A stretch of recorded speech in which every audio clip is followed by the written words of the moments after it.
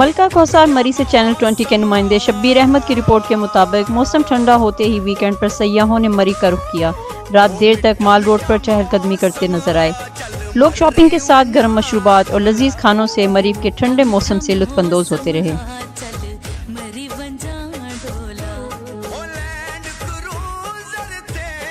हर साल हजारों लोग सर्दी शुरू होते ही मरी का रुख करते हैं। यहाँ के पुरफजा और खूबसूरत मकामात की सैर व तफरीह से दिल ही नहीं भरता।